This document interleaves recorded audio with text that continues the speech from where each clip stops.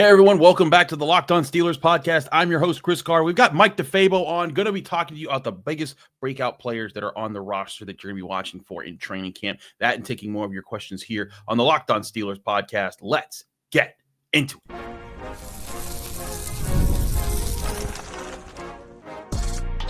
You are Locked On Steelers, your daily Pittsburgh Steelers podcast, part of the Locked On Podcast Network, your team every day.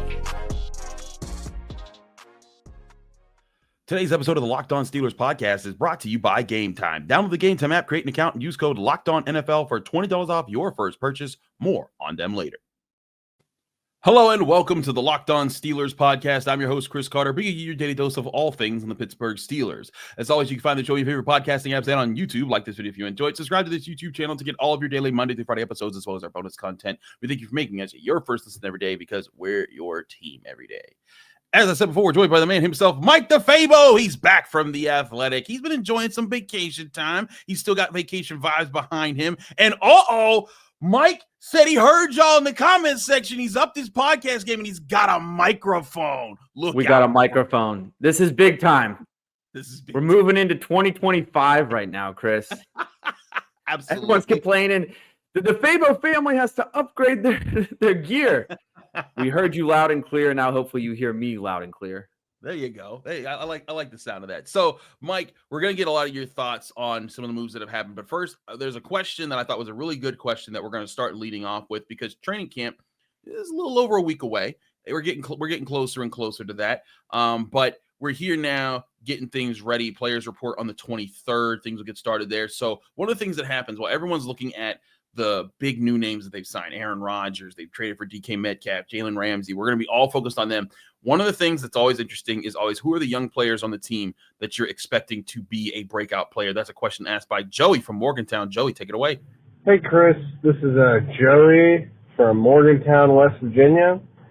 I just wanted to ask a question about who do you think is going to be like the breakout player of the team next season? My choices personally, and I've heard it's a very popular opinion, is Payton Wilson.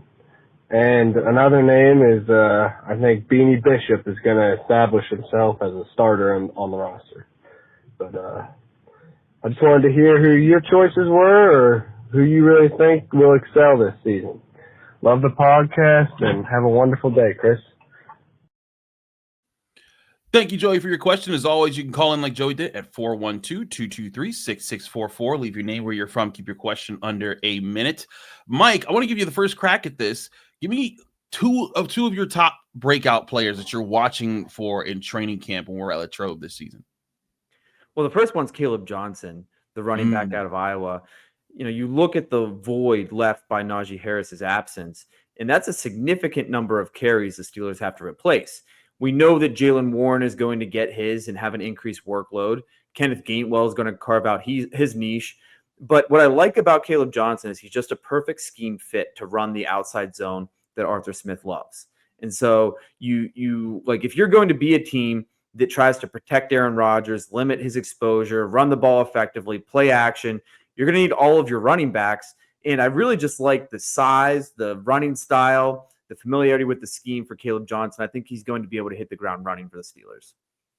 I like the Kaleb Johnson pick. And Kaleb Johnson is a guy that going into the draft process that I wasn't sure where he'd go. I thought he might go in the second round, and especially once they traded their second round pick away, I was like, they're probably not going to be able to get that guy. But when he fell to the third and they landed him, I thought that was a heck of a value pick there. And now, like you said, you don't even need him right away because you do have Jalen Warren in the fold and he has experience. But I do think that Kaleb Johnson could be a guy that makes his name known pretty quickly right now. One of the players that Joey mentioned was Beanie Bishop.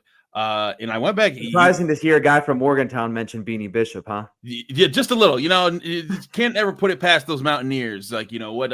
Who they might be pulling. Can you give him another Mountaineer at least? Then what do you think? Zach Frazier. That, like, to me, that's the easy one. Like, I think, first of all, I thought Zach Frazier kind of had a sort of a breakout year last year, but in the sense that I think he's only still known locally. I think unless you're like an NFL like crazy person like we are, like we're reporters, we have to watch this stuff diligently, so we're more aware. Unless you're a person that like dials in specifically to things like that, I'm pretty sure most people are not aware how good Zach Frazier was last year before he got injured towards the end of the season. And I think this might be the year where the average NFL fan is like, oh, no, that's Zach Frazier. He's one of the best centers in the NFL, because last year he played like it with how few pressures he allowed, how well he played in the run game. I think the main people that were ahead of him were guys like Creed Humphrey and Tyler Linderbaum, two of the best centers in football. So I think Zach Frazier would be another great breakout player candidate. Yeah, I mean, I think that he could make a push to make a Pro Bowl. With his performance. And then also Steelers fans love to vote for their guys. And I think Zach Frazier is already a fan favorite. I expect him to dominate the fan vote. So, maybe if one of those other centers gets injured or those fans do their thing, Zach could even be headed to a Pro Bowl for the first time of what I think would be a couple. I'll stick with the offensive line and give you another one, Chris. Okay. Troy Fautanu.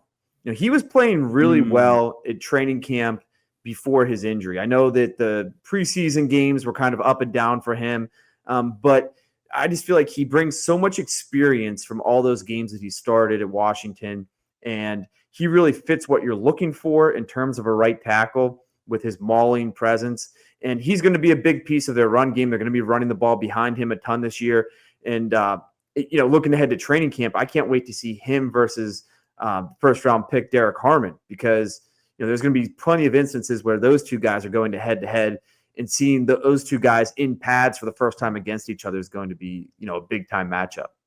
I think that will be fun to see, just in general, like a lot of these big people that the Steelers have drafted in the last 3 years, and saying, hey, all of you fight. Like that's going to happen. I mean, that used to be the big thing that we used to be able to count on. Cam Hayward would always pick on some new player that they brought in, and they was just, who did Cam Hayward fight today? That was that. I think it's going to be interesting. The Steelers should have a new Cam Hayward, because Cam Hayward's too old for fighting everybody every day. I think he's now like, yeah, let somebody else do that. But the Steelers need a guy who's like, hey, I think there's going to be plenty of people looking to fight between these edgy personalities with DK and with Jalen Ramsey. Oh yeah, Joey isn't afraid to mix things up. I wouldn't be surprised if we have a couple camp scuffles. It's camp scuffles, and it's always hot. It's humid. It's going to be crazy out there. I think that's definitely a name that our caller also brought up was Payton Wilson. I love the idea of Payton Wilson being a breakout player. I think that's a very that has a lot of foresight to it, because Payton Wilson, I thought, played very well for what he was asked to do. Yes, he was not the best block shedder when it came to plugging holes against the run, but that man had speed, he had size. He made an incredible interception on Lamar Jackson deep down the field in that first win over the Ravens. I think as he continues to grow and learn, he's going to embrace more of what the Steelers need, and he's going to be one of their better players in the middle of the defense. I've been a big fan of Payton Wilson since the moment they drafted him. I mean, he basically won every award you can at the college level. The Butkus Award, top linebacker. I mean, on and on it went. And for him, speed is such a huge part of his game. And the more he becomes familiar with the NFL and the Steelers scheme, he's going to start playing faster, because there's two parts to it, right? It's not only do you have the fast twitch and the physical capacity for speed, but also can you process things quickly? And so once that mental side catches up, I think you're going to see him playing even faster.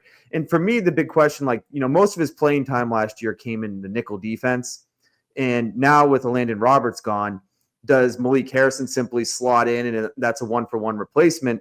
Or do you see Payton start to play more all situations, meaning a little bit more in the base defense? And to your point, Chris, that's going to be the biggest thing for him is, can you shed blockers? Can you play physically when you're up against those big old Ravens guards and those, those big linemen that you're going to be seeing running downhill. But I like Payton a lot, and I think that he's in for a big season as well.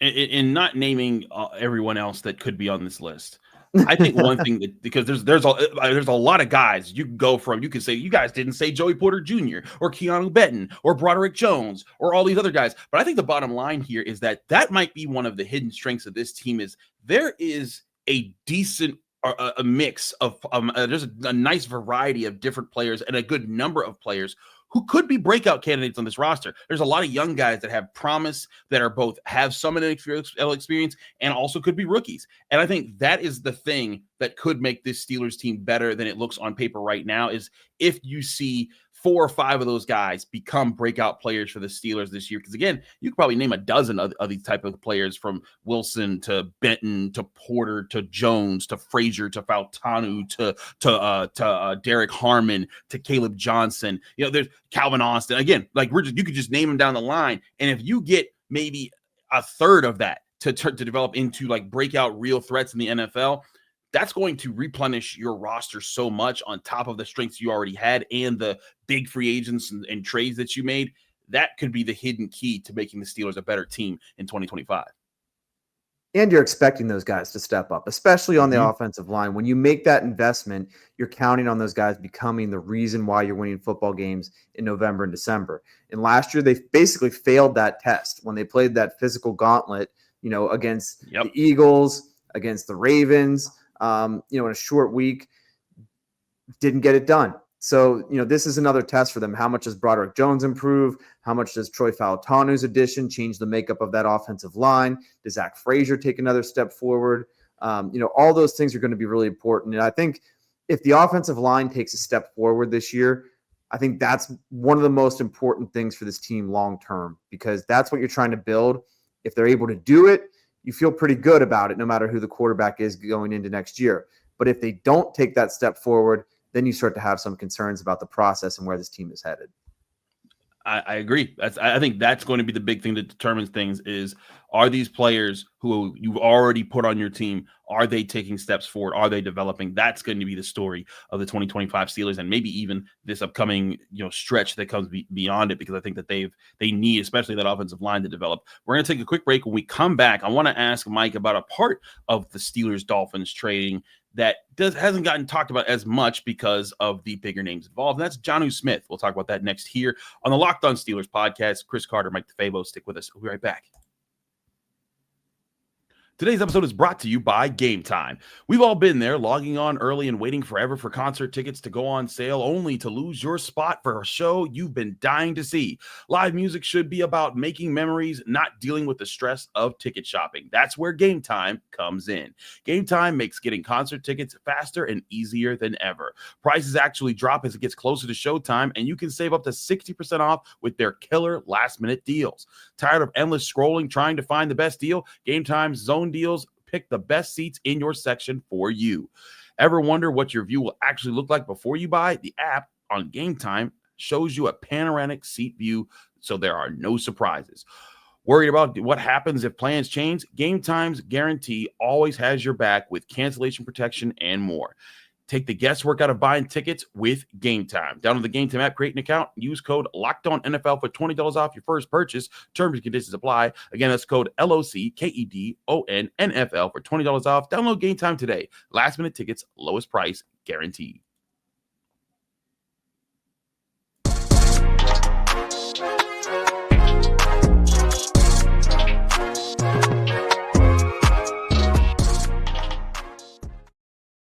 We're back here on the Locked On Steelers podcast. Chris Carter here with Mike DeFabo from The Athletic. Let's continue taking questions here. Crazy enough, we got another question from Joey of Morgantown, and specifically on Jonnu Smith. Joey, you get another crack at it. Hey, Chris. This is Joey from Morgantown, West Virginia. I've had some questions about the recent trade with Miami, how we got Jonnu and Jalen. Mostly about Jonnu, though. I was just wondering, how do you think they're going to use him, since we have three solid tight ends? Do you think he's going to be just involved mostly in the pass game and, getting the ball, or do you think he's going to be blocking a ton or something? I don't know. I feel like they're going to use him a lot more in the passing game and keep Darnell doing what he's doing on the blocking and all that. But I'd love to see Darnell get some catches, touches. Love the show, and hope you have a wonderful day. Thank you, Joey. Appreciate you calling in again. 412-223-6644. Leave your name, where you're from, and keep your question under a minute. Mike, I hope the Steelers are using Jonnu Smith as a receiving tight end, because he does not have the best track record as a blocker. Yeah, I mean, last season he had a career best 88 receptions, 884 yards, 8 touchdowns. And that's what you're looking for out of him. He's another weapon. And like, I think part of his value is in his versatility. There's different types of tight ends, and he's pretty well-rounded. As you talked about, like maybe he's not going to be your Darnell Washington. You're not going to ask him to go and block Myles Garrett the way that you can with Darnell Washington. But, you could see him split out as a wide receiver. You could see him detached from the line of scrimmage in the slot. You could see him in the wing. You could see him in a fullback-like role. And so really, Arthur Smith has been with Jonnu Smith in two different stops. First in Tennessee, he was his position coach and then offensive coordinator. And then in Atlanta, he was his head coach. So he should know his skill set very well. And you just look at some of the things that in the past Jonnu Smith has done. I have some stats here. 21% of his routes last year were out routes. 19.7 were hitches. 15.7 were crossing routes. 14.6 were go routes. And then he was also pretty productive in the screen game. And that's interesting to me because the Steelers were pretty poor as a screen team last year. I think some of that had to do with Justin Fields was not very accurate when it came to those short passes. So maybe he opens up the playbook a little bit in that regard as well. But I just feel like he's a pretty well-rounded tight end. And in addition, if you're going to be a team like the Steelers that wants to feature the tight end position and put multiple on the field, in a sense, this is also a little bit of Pat Freiermuth insurance, because if Pat Freiermuth goes down, they didn't have anybody to fill that role where, if we need to, you could block, but also you're a legitimate receiving threat. Connor Hayward's not really that guy. Darnell Washington's not really that guy. So I feel like he provides value in a lot of different areas for this team. I think it would be interesting also just to put into perspective, 880 yards as a tight end for the Dolphins. That was their career. That was like historically as a franchise. Those were all franchise records: receptions, yards, and touchdowns by a tight end player. For the Steelers, it would be a record in receptions. It would be second best in receiving yards, most ever all time in a season by a Steelers tight end is Eric Green with 942, and it would tie Heath Miller's 8 touchdowns in 2012 for being the most touchdowns in a season. But basically, it would put him in the conversation of having the best. If he had that kind of a year for the Steelers, it would be the best year ever for a Steelers tight end when it came to receiving numbers. But I think it's reasonable to not expect something like that to happen because, again, you got Pat Freiermuth in the fold, you got DK Metcalf in the fold, and this team's probably going to be a more balanced look anyways with Jalen Warren and Kaleb Johnson and the investments on this offensive line. But I wonder how Jonnu Smith gets used in this offense, particularly because with Aaron Rodgers in the fold, Aaron Rodgers, the guy who likes to see the field, likes to get different things. And we talked to Darnell Washington during minicamp and OTAs, and he was talking about how Arthur Smith's already designing up new formations for him to line up in different places that he runs his routes from. Darnell Washington, certainly an exciting player to watch with how big and how athletic he is and how strong he is. But Jonnu Smith is going to be so much more polished in his routes that I think he just gets asked to do a lot more in the Steelers offense. And there should be plenty of times to use him. So more than 40% of the time last year, the Steelers had 2 tight ends on the field. And that included, they led the league in 13 personnel usage with 1 running back, 3 tight ends. They ran about 165 plays out of that personnel grouping. The problem was they weren't efficient in it. They averaged just 3 yards per play out of 13 personnel. And to put that in perspective, the Arizona Cardinals ran 13 personnel, the second most in the league. They were twice as efficient with 6 yards per play out of that personnel grouping. So, there's basically no excuse for the Steelers not having success out of that package now, because you look at over the cap, and right now the Steelers have 2 of the 10 highest paid tight ends between Pat Freiermuth and now Jonnu Smith. And so if you have an offensive coordinator that loves to use his tight ends, you've now given him 2 and committed a significant portion of the salary cap. You've gone out and you've traded and expended assets to get these guys. There's really no reason why that 13 personnel production should not pick up this year. I think so too. They should find different ways to make that work when it comes to the passing offense. And again, finding that balance too with the pass and the run. Even though Jonnu Smith isn't the best blocker, and Pat Freiermuth hasn't been the best blocker, I think he's been better than Jonnu Smith has. But there are weapons to use in the Steelers offense in different ways, and it'll be interesting to see how Arthur Smith tries to line things up for Aaron Rodgers, a guy who typically has been one of the more cerebral quarterbacks of the NFL, with his ability to decide where the football should go, his efficiency in protecting the football, while also being a guy who could throw a lot of touchdowns in a season. So Jonnu Smith, how he'll get used will be interesting. I also thought this was interesting when I was looking at just some of the targeting numbers. Jonnu Smith, not a big deep ball guy, but certainly would catch a lot of passes in the short range from 0 to 9 yards, and then a little bit more in the medium range. He caught 47 of his passes were between the line of scrimmage and the 10-yard marker from the line of scrimmage, and then 17 of the passes he caught came from 10 to 19 yards in that range. So I think there's potential with him to mix things up and make it harder for defenses to game plan for the different things this Steelers offense could try to do. Yeah, and you look at Aaron Rodgers, and a big part of his game is getting the football out quickly with that quick release. And especially in his advanced age with declining mobility, you don't want to get hit as much when you're a little bit older. You want to get the football out of your hand. It's about timing. It's about precision. And so having a reliable target underneath is going to be a big point to keep those chains moving. And okay, so if we're getting super specific, the dragon concept, which is a slant by the wide receiver and a flat route by somebody, pencil in DK running a slant, Jonnu Smith running that flat route. And that's something that Aaron Rodgers did dating back to Mike McCarthy. That's something that's part of the Shanahan tree, a concept that's part of their offense. So, there's plays that you can just pencil these guys in and say, this makes sense with the way that the Steelers are constructed. And I'm sure Arthur Smith will get creative and continue to expand upon those things. We'll see if he does. We're going to take a quick break. When we come back, haven't got a chance to talk to Mike about the defensive side of that trade just yet in Ramsey and Fitzpatrick. Got a question on how we might see that move impacting contracts moving forward. That's next here on the Locked On Steelers podcast. Chris Carter, Mike DeFabo, stick with us. We'll be right back.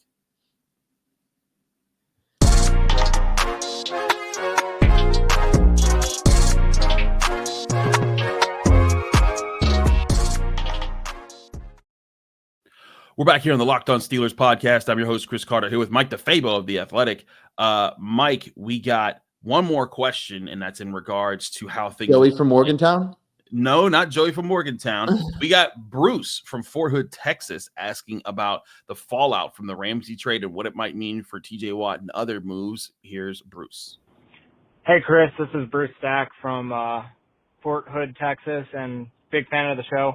I just finished watching your episode about the Minkah Fitzpatrick trade for Jonnu Smith and Jalen Ramsey, and my first question is, does this change the needle in re-signing TJ Watt or our pursuit of a wide receiver too? How does this affect our money situation for this year and being able to fill out some of those holes in the roster? Look forward to hearing your take. Have a good day. Thank you, Bruce. As always, call in at 412-223-6644. Leave your name, where you're from. Keep your question under a minute. We'll try to get your question on the show just like we did Bruce and several other guests during this show. Mike, I've sort of reacted to part of this already in previous shows that I've done. I don't think Jalen Ramsey in by itself means the Steelers aren't getting TJ Watt. I don't think it has much bearing there. In fact, I think the Steelers wouldn't be loading up on players. They'd be loading up on draft picks if they had a good feeling or a strong feeling that TJ Watt was going to pass up on this year or wasn't going to be able to come to a deal with them. But also, Adam Schefter came out on Tuesday of last week and said that, the Steelers and TJ Watt are far apart in negotiations. So maybe there's something there. Do you see the trade having any bearing on the situation at hand? Well, so there were two parts to the question. The one was, does this cut into the money? And in an interesting way, actually signing TJ Watt to an extension frees up more money, because typically what they do is they convert a lot of that first year into a signing bonus that doesn't hit the cap the same way. And so, they actually would have more room to play with if they extend TJ Watt versus if they just make him and say, look, you're under contract, you got to play out this last year. But on the other hand, if you're TJ Watt and you're like, I have been the guy that has helped lug this team to 9 and 10 wins every single year. And when I play, we win. And when I don't play, we lose. And then you see them go and pay DK Metcalf all this money. You see them go out and they pay Jalen Ramsey this money. You see them go and they give Jonnu Smith a raise. That's the reason why he wanted out. If I'm TJ Watt, I'm not saying I'll take a hometown discount. I'm saying, okay, if you guys are opening up your wallets, fork it over. Well, Right. Let's see it now. And so I feel like in that regard, I don't know what TJ was thinking previously. He probably still wanted top dollar. But now if I'm TJ, even more so, I'd be like, I'm looking to get my money, and I'm not going to compromise until I do. I hear you on that. I think that's certainly part of the thing here is TJ Watt wants to get paid. We had a caller on maybe a week or two ago who said that TJ Watt's being unsteeler-like because he wants to get paid. No, he's not. He's just wanting to get paid. He just There's plenty of guys. There's plenty of guys. You go back, Jerome Bettis wanted to get paid. He ultimately took less. Hines Ward wanted to get paid. Le'Veon Bell wanted to get paid. Mm-hmm. Minkah Fitzpatrick got paid. Alex Highsmith got paid. A lot of these guys have gotten their money and not really taken any kind of a hometown discount. So if you're TJ, I would want the money.